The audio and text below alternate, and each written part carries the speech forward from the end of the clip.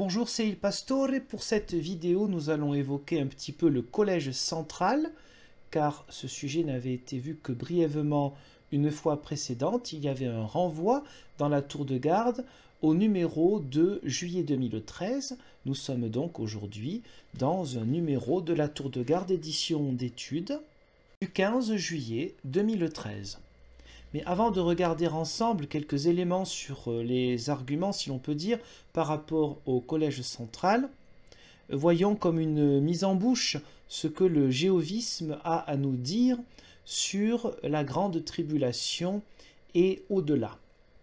Donc comment on utilise, on trafique les Saintes Écritures et on change, vu qu'on voit que ça ne marche pas depuis 1914, on rechange un petit peu d'interprétation en disant mais à l'époque non on s'était pas trompé, mais depuis on a encore progressé. Voilà. Alors c'est au minimum de la langue de bois et au maximum bien sûr de la malhonnêteté intellectuelle, ne pas reconnaître ses torts, une organisation qui se dit humble, ne jamais reconnaître ses torts, eh bien ce n'est pourtant pas un signe particulier d'humilité. Donc juste nous allons voir une petite image ensemble.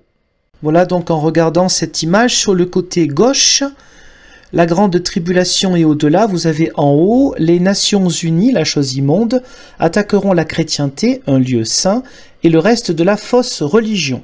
Révélation 17, versets 16 à 18, accomplissement moderne, et un peu en dessous, événement du 1er siècle correspondant, l'armée romaine, la chose immonde, a attaqué Jérusalem et son temple, un lieu saint. Donc il s'agit d'utiliser des paraboles, c'est-à-dire des histoires symboliques de Jésus. Un symbole, ça ne veut pas dire que c'est faux, mais ça veut dire que ça a des choses à dire sur nous en tant que disciples, en tant qu'êtres humains. Ce n'est pas forcément des annonces sur ce qui doit arriver. Car le plus important, c'est d'être responsable, de savoir ce que nous faisons nous, en tant qu'individus, en tant que chrétiens responsables dans le monde d'aujourd'hui, comme pour nos ancêtres dans le monde d'hier. Mais donc ici, il s'agit toujours de parler de l'avenir, même si on s'est planté depuis 140 ans, et d'utiliser bien sûr une partie des textes bibliques hors contexte, hors espérance que l'Empire romain arrête ses persécutions, un empire diabolique, oui bien sûr, un empire de division, et pas forcément une histoire de donner des dates ou des idées sur la fin du monde. Donc, voyez bien quand même, regardez bien à gauche la petite image, les Nations Unies, considérées comme la chose immonde, les Nations Unies attaqueront la chrétienté. Je vous laisse quand même méditer, prendre le temps de réfléchir là-dessus. Voilà comment la Bible est utilisée avec cette image où on imagine que c'est un soldat des Nations Unies, et on voit des lieux de culte, des églises sans doute, qui sont dans le feu. Voilà, je tiens quand même à rappeler cela, que la destruction de la fausse religion, c'est-à-dire de l'ensemble de tous ceux qui croient en Dieu différemment que les témoins de Jéhovah, sera détruit et nous serons, parce que je mets évidemment dedans, nous serons détruits par les Nations Unies. Voilà, donc je vous laisse réfléchir comment les Nations Unies vont faire que dans tous les pays du monde, tous ceux qui croient en Dieu en dehors des témoins de Jéhovah seront détruits. Je vous laisse réfléchir sur la manière de faire des Nations Unies, comment ça va se faire, et bien sûr sur le fait que cela c'est une espérance. Voilà, donc il existe une religion qui, le jéhovisme donc, dans son espérance, il y aura la destruction de tout ce qui ne croit pas en Dieu comme eux. Voilà, je vous laisse quand même réfléchir et méditer sur cela. Et reprenons sur le thème du collège central. Je ne vais pas reprendre toute l'argumentation avec des extraits bibliques hors contexte, mais quelques extraits simplement. Page 12, paragraphe 8. Fin 1914. Certains étudiants de la Bible étaient découragés parce qu'ils n'étaient pas allés au ciel. En 1915 et 1916, de l'opposition venant de l'extérieur de l'organisation a ralenti la prédication. Pire, après la mort de frère Russell en octobre 1916, de l'opposition a surgi de l'intérieur même de l'organisation. 4 des 7 administrateurs de la Watchtower Bible and Tract Society se sont opposés à la nomination de frère Rutherford comme président.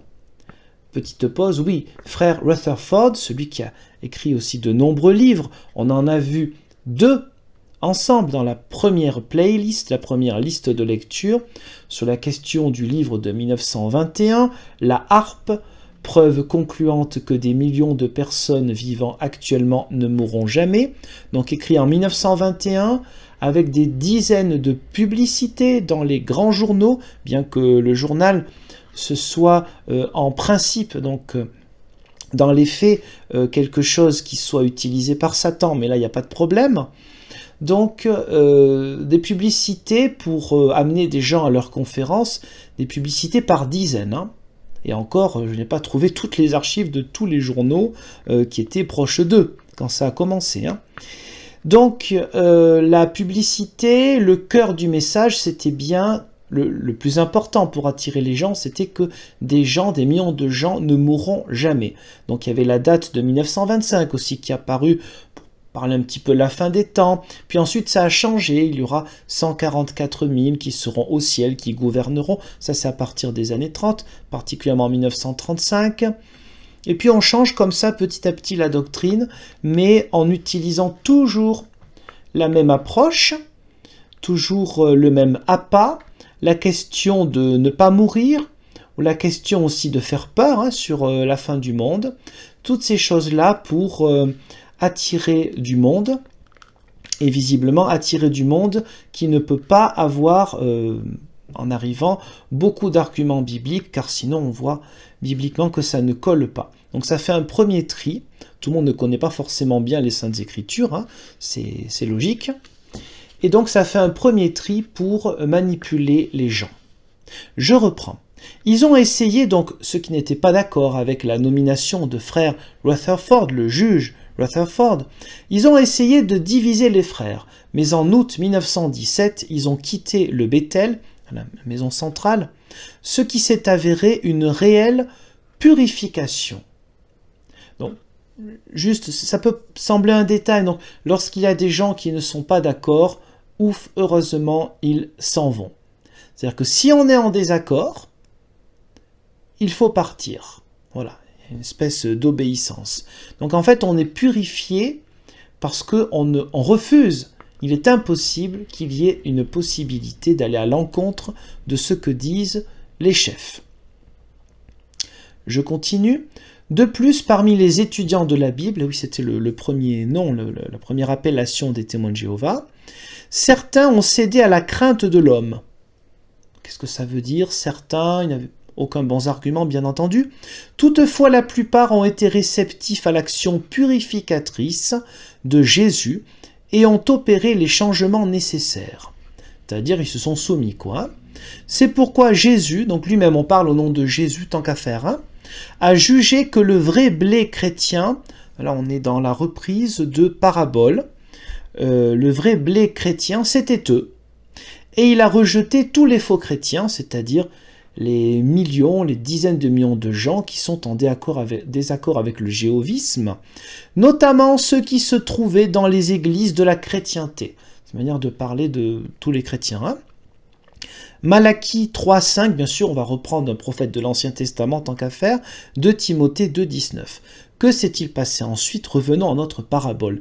Donc la technique, c'est de reprendre des textes bibliques symboliques et de dire voilà ce que Jésus voulait vraiment dire. Et même s'il y a 50 ou 100 ans, le collège central ou les premiers, Russell, Rutherford, utilisaient d'autres passages pour parler de la fin qui va arriver, il y a des choses qui sont récurrentes, hein, c'est-à-dire le rejet de tous les autres, tout ce qui est diabolique, c'est-à-dire tout ce qui ne pense pas comme cette doctrine du jéhovisme, et toujours, attention, la fin approche. Les doctrines principales, en fait, ce sont des états d'esprit. L'état d'esprit de la peur, la diabolisation de tout ce qui est autre, le fait qu'il faille obéir automatiquement à ce que disent les chefs, que ce soit les fondateurs ou le collège central. Justement, le collège central, page 18, numéro 12. Jusqu'ici, nous avons vu que Jésus suivait ce modèle il nourrissait ses nombreux disciples par l'intermédiaire d'une poignée d'hommes. Il s'agit donc l'idée d'une nourriture spirituelle par les apôtres. Alors, la nourriture spirituelle, elle était faite par les apôtres, mais aussi par bien d'autres disciples. D'ailleurs, dans le livre des Actes des Apôtres, les apôtres sont importants, bien évidemment, mais on peut parler aussi d'un nombre ensuite de 70 ou 72, et puis il y aura plusieurs ministères évoqués, pas simplement les apôtres, mais bon, évidemment, on prend ce qui arrange. Le canal dont il se servait était clairement identifiable. En effet, les apôtres, premiers membres du collège central, il faut bien utiliser le mot moderne et le mettre dans le Nouveau Testament, même si ça n'a rien à voir, donnaient des preuves visibles qu'ils étaient soutenus depuis les cieux. Citation de Actes 5.12, « Par les mains des apôtres, beaucoup de signes et de présages continuaient à se faire parmi le peuple. » Déclare Actes 5.12. Par conséquent, ceux qui devenaient chrétiens n'avaient aucune raison de se demander de qui, au juste, Jésus se sert-il pour nourrir ses brebis. Alors, évidemment, c'est mettre dans la bouche des premiers chrétiens une question que sans doute ils ne devaient pas se poser. Mais c'est une technique, évidemment, habituelle dans le jéhovisme et toutes sortes de sectes qui se disent chrétiennes, c'est de mettre les questions et les réponses hors contexte. On extirpe des versets pour leur faire dire quelque chose d'un peu différent, voire complètement différent de ce qu'ils veulent dire, mais l'on place dans le contexte de l'époque des questions qui, sans doute, n'ont pas grand-chose à voir avec leurs questions véritables. À la fin du 1er siècle, toutefois, la situation a changé. Et oui, parce qu'il faut expliquer pourquoi ce soi-disant collège central, donc des apôtres chez les premiers chrétiens, il va comme ça un petit peu disparaître jusqu'à l'arrivée magique de M. Russell en 1870. Donc il faut dire que après, ça s'est gâté. Voilà. Ça s'est gâté pendant 18 siècles. Donc je continue un peu plus loin au numéro 14. Au 1er siècle, l'apostasie a fait quelques percées, mais les fidèles apôtres lui ont fait obstacle. Ils réprimaient l'influence corruptrice des faux enseignements. 2 Thessaloniciens 2, 3, verset 3, verset 6 et verset 7.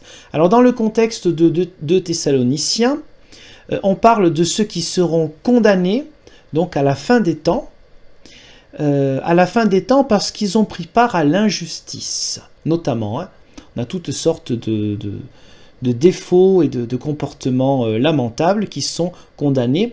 On parle donc de la fin des temps. On ne parle pas donc de ce qui se passe tout de suite au 1er siècle. Donc verset hors contexte. Cependant, après la mort du dernier apôtre, l'apostasie a pris racine et s'est répandue. Évidemment, on ne peut plus avoir de référence biblique, puisque c'est après les textes bibliques. C'est facile comme ça. Durant cette période de croissance longue de plusieurs siècles, la mauvaise herbe s'est multipliée, alors que les tiges de blé étaient rares.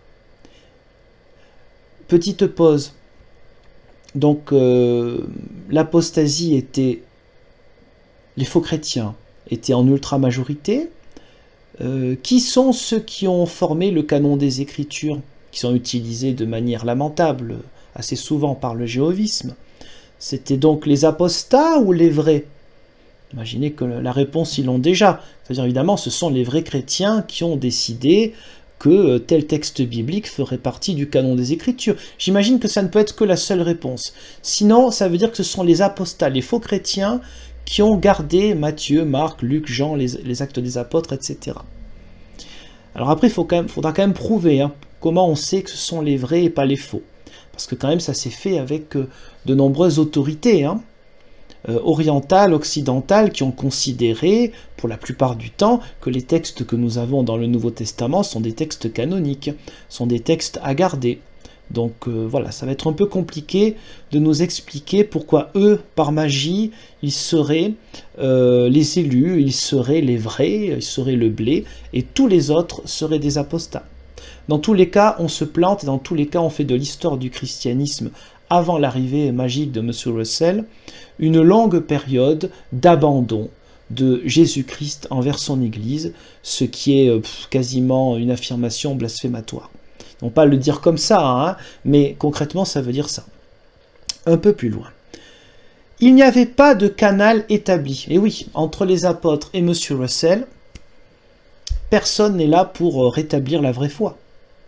Organisé pour dispenser la nourriture spirituelle. Cette situation finirait par changer. Mais quand? On continue. Qui distribuerait la nourriture pendant la moisson? On est toujours dans des paraboles. Hein. Tandis que la période de croissance touchait à sa fin. Alors croissance de quoi? Croissance du christianisme? Parce qu'elle touche pas, si c'est ça, elle touche toujours pas à la fin. Hein. Un vif intérêt pour la vérité biblique s'est manifesté. Cet intérêt biblique ne s'est pas manifesté évidemment à l'époque de la Réforme ou même au Moyen-Âge, non, jamais. C'est manifesté. Là, paf. Rappelle-toi que dans les années 1870, comme par hasard, une poignée de personnes sincères cherchant la vérité se sont associés. Oui, ce sont les étudiants de la Bible, les témoins de Jéhovah. Parce que les millions de personnes autres qui ne font pas partie du jéhovisme, de cette croyance-là, ne sont pas des gens sincères, ils ne cherchent pas la vérité biblique. Voilà. Il n'y a jamais eu des personnes, à part ces quelques... Aujourd'hui, c'est quelques millions, et encore que les chiffres parfois peuvent être pris d'une certaine manière. Mais admettons, c'est quelques millions de personnes, et à l'époque, c'est quelques centaines ou quelques milliers de personnes. En dehors d'eux, non, on ne peut pas être sincère et rechercher la vérité biblique. Ce que je veux dire par là, même si j'insiste un peu là-dessus, c'est le mépris de cette doctrine pour les autres.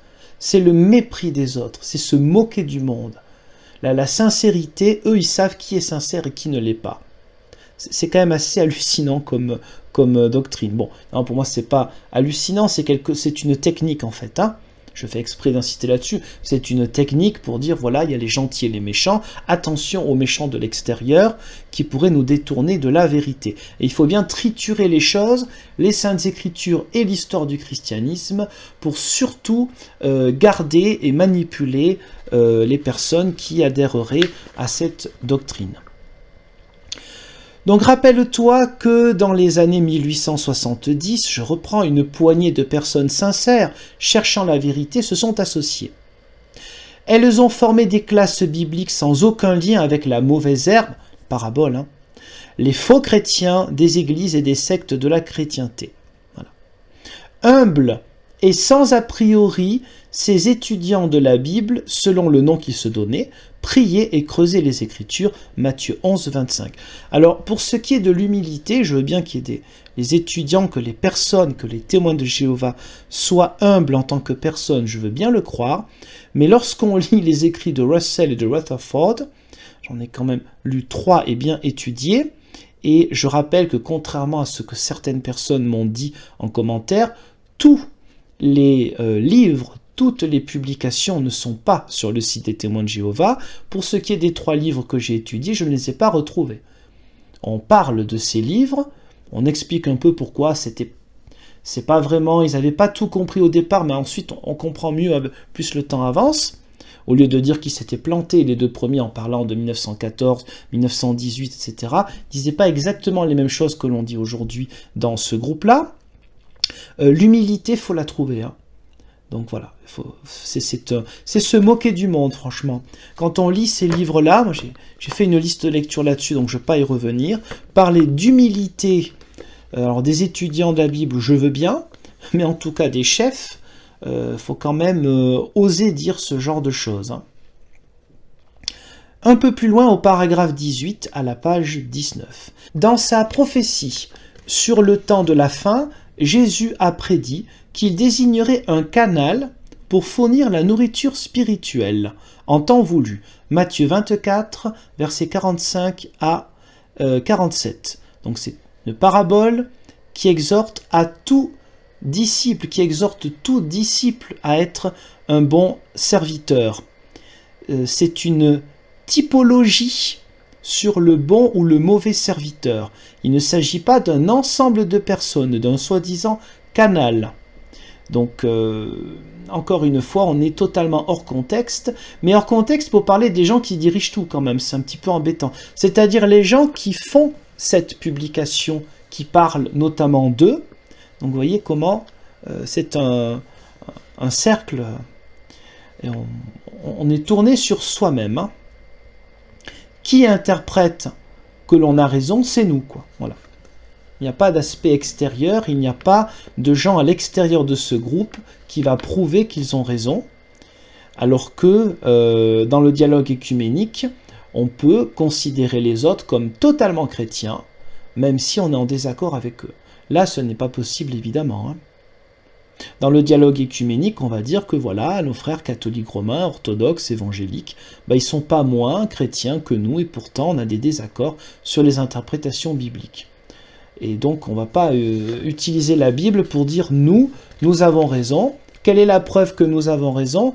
On a raison puisque c'est nous qui vous le disons. Voilà, c'est ce que fait le Collège central. Le Collège central publie ce genre de, on va dire, de torchons, qui ne respectent ni les gens ni les saintes écritures, et qui méprisent tout le monde, hein, quand même, faut bien le dire, hein, en disant, voilà, nous vous donnons la preuve que c'est nous qui avons autorité, en prenant des paraboles, en prenant des textes qui incitent chaque disciple à être un bon serviteur, un esclave fidèle et avisé, serviteur fidèle et avisé. Ça n'a rien à voir avec un canal qui arrivera dans 20 siècles pour le coup.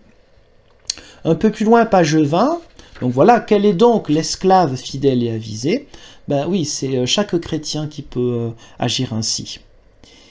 Alors nous avons, lorsqu'il a donné, paragraphe 2, lorsqu'il a donné le signe de sa présence, il a dit qu'il se servirait de l'esclave fidèle et avisé pour dispenser à ses domestiques la nourriture en temps venu.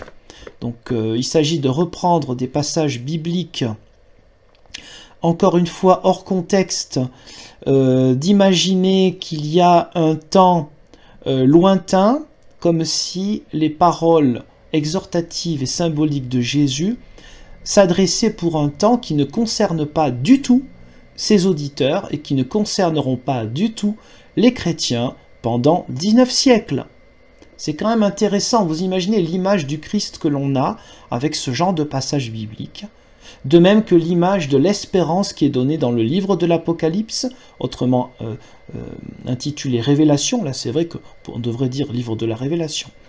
L'espérance est de dire aux gens, vous avez des soucis, on s'en moque totalement. Ce qui compte, c'est que dans 2000 ans, ou 1914 ans, 1918, etc., tout ça va changer à chaque fois évidemment, eh bien, tout ira mieux. Voilà. Mais par contre, vos soucis actuels, on s'en fout complètement. Et là, non, ce n'est pas une exhortation aux chrétiens qui écoutent Jésus et qui écouteront pendant les siècles jusqu'à aujourd'hui. Non, non, c'est ce qui arrivera dans 20 siècles. Voilà.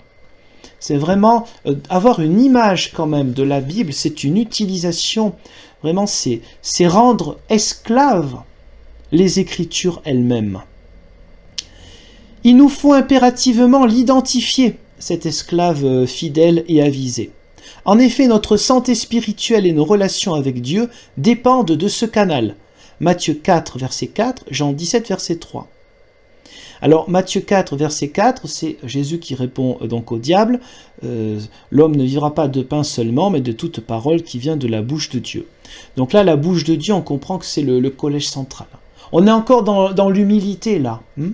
On est encore dans l'humilité, bien évidemment.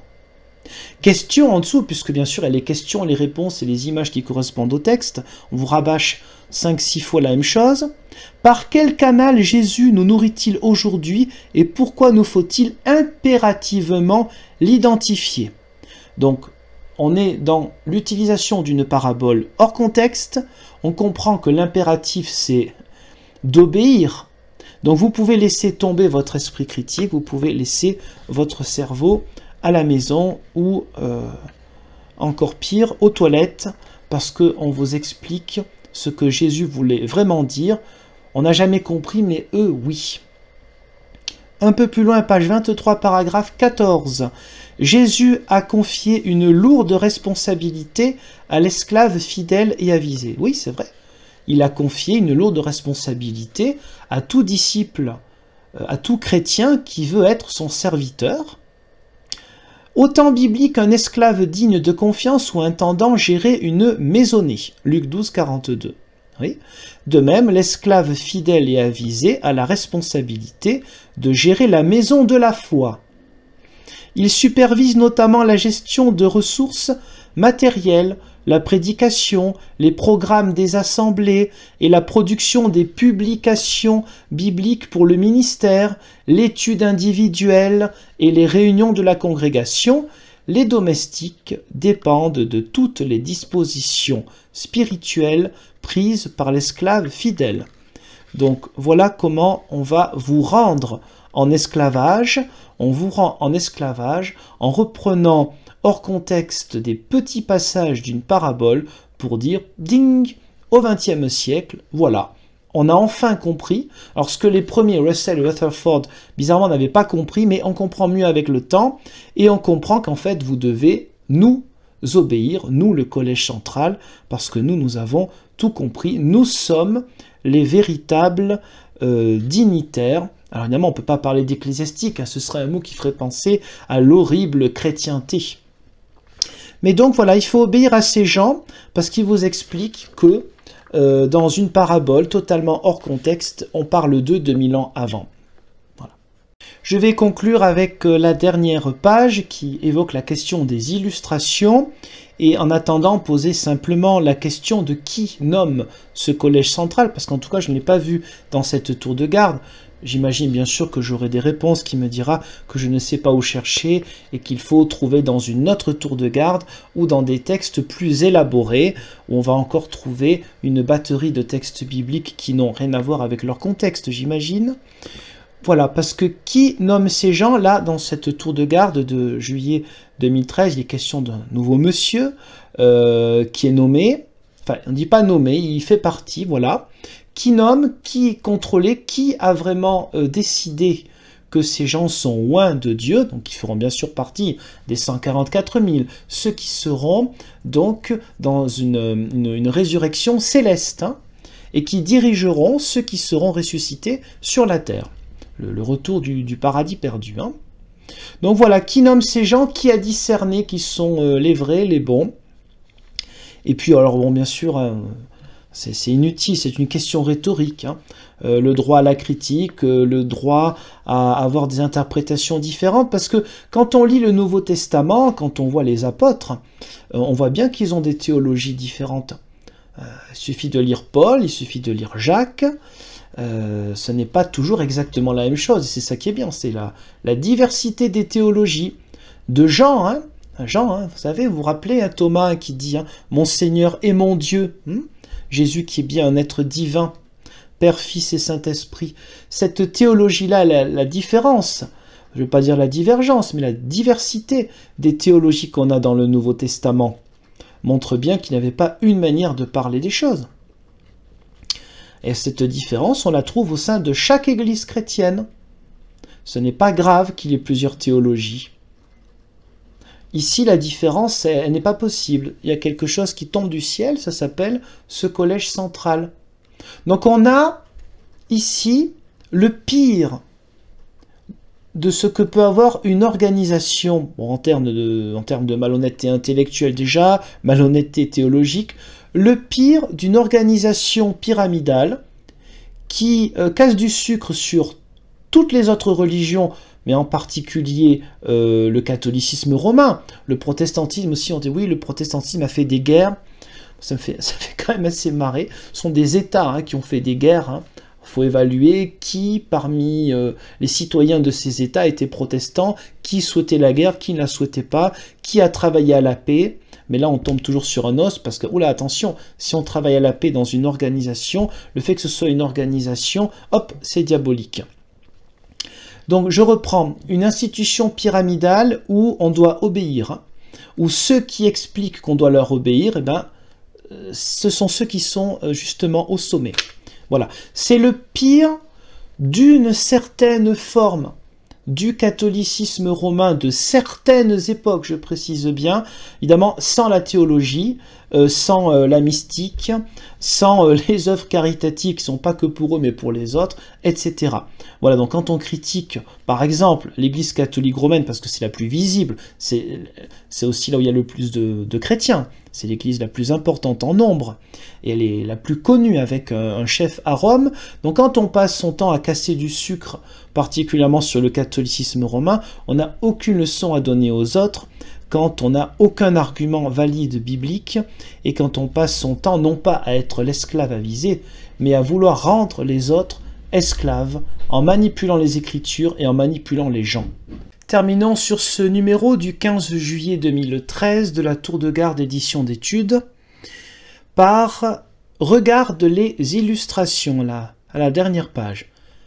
Notre vidéo a commencé par, au début de ce petit livret, sur la question des paraboles qui seraient à interpréter, soi-disant, comme des moments, des dates, la séparation des vrais chrétiens des faux chrétiens, et puis la tribulation, et puis bientôt la destruction par l'ONU, hein, la destruction de la fausse religion, c'est-à-dire de l'ensemble en fait de toutes les religions en dehors des témoins de Jéhovah. Donc déjà on avait bien commencé. Alors pour conclure, je vais lire ce qu'il y a écrit à la dernière page. Regarde les illustrations. Combien de fois t'es-tu exclamé cela ou l'as-tu pensé en feuilletant une nouvelle tour de garde? Les dessins et les photos, minutieusement préparés, visent un objectif. Ce sont des supports d'enseignement qui stimulent la réflexion et éveillent des sentiments. Petite pause, alors, qui stimule la réflexion dans la mesure où il y a en grande partie du rabâchage de ce qui est dit dans d'anciennes tours de garde et que c'est du copier-coller aussi avec d'autres livres, des petits prospectus et des livres de petits livres de 200 pages qu'on a vus ensemble dans des vidéos précédentes, la réflexion, non, c'est se moquer du monde. L'image plaque la même chose que ce qui est écrit dans les textes. Un peu plus loin. Je poursuis en fait, tout simplement. Ils sont particulièrement utiles lorsque nous préparons l'étude de la tour de garde et que nous donnons ensuite des commentaires à la salle du royaume. Petite pause, commentaires, réflexion, est-ce qu'il est possible d'avoir un petit élément de critique ou il s'agit simplement de répéter ce qu'on a regardé? S'il s'agit d'interpréter les images reprennent des textes, donc ça tourne toujours sur soi. Je reprends. Par exemple, cherche comment l'image qui figure au début de chaque article d'étude illustre le thème. Que représente-t-elle? Quel est son lien avec le titre et le verset thème?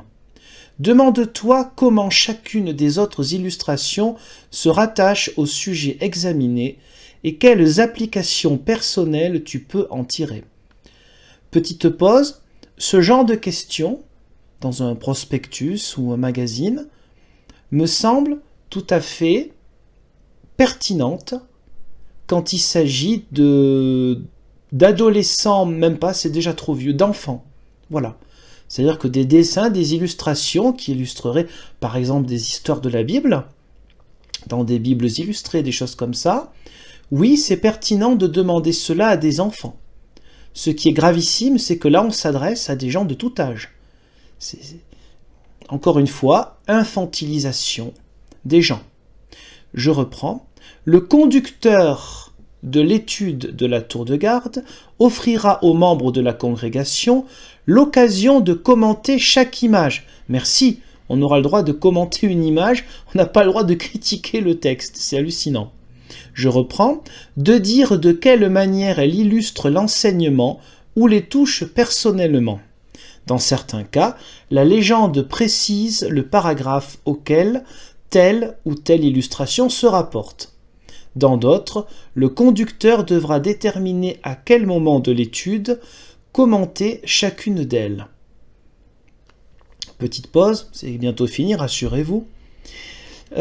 Comment parler d'étude quand il s'agit de rabâcher ou d'interpréter une image qui de toute façon renvoie à un texte que l'on doit étudier? Mais c'est quoi comme étude? où est l'interprétation des textes? Où est la possibilité d'avoir des interprétations différentes? Je reprends. De cette façon, chacun tirera pleinement profit de ce qui a été préparé pour qu'il se représente mentalement les enseignements que contiennent les Écritures. Un frère résume les choses ainsi. Une fois que j'ai savouré un article, les illustrations, c'est la cerise sur le gâteau. Fin de citation. Encore une fois, là, sans s'attaquer à des personnes, mais voir dans ce genre de choses une infantilisation totale des gens, ce qui fait partie des armes de manipulation courantes de toute secte, eh bien, moi, j'aurais intitulé, malheureusement, enfin, on peut le dire un peu pour tout, hein, mais notamment ici, regarde les illustrations, je l'aurais intitulé par « Mets ton cerveau en veille ». Voilà. C'est qu'il y a la revue Réveillez-vous. Malheureusement, lorsque on lit ce genre de choses avec un esprit critique, on ne peut que considérer que le but est de mettre son cerveau en veille et de rabâcher ce qui est dit par ceux qui sont d'en haut, le collège central, puisque, soi-disant, ils sont le canal approprié, le canal qui a été choisi par Jésus 2000 ans avant, puisque bien sûr, entre la fin du 1er siècle et le début du 20e siècle, quelle horreur, à part quelques personnes, lesquelles, de quelle église, etc. Bon, à part quelques personnes, eh bien, voici l'abandon de la quasi-totalité, de 99,9%, de l'humanité et du christianisme par Jésus lui-même. Voilà une magnifique image de Dieu, image de l'homme, comment l'être humain est traité comme un gamin qui a le droit d'imaginer, de réfléchir, d'imaginer ce qu'une image veut dire. Imaginez que vous ayez 20, 30, 40, 70 ans, vous avez le droit de regarder une image et de réfléchir sur ce qu'elle veut dire. Voilà, en sachant que le texte est à côté quand même pour vous dire sa signification. Voilà. Je vous laisse là-dessus et je vous dis, Dieu voulant, à une prochaine.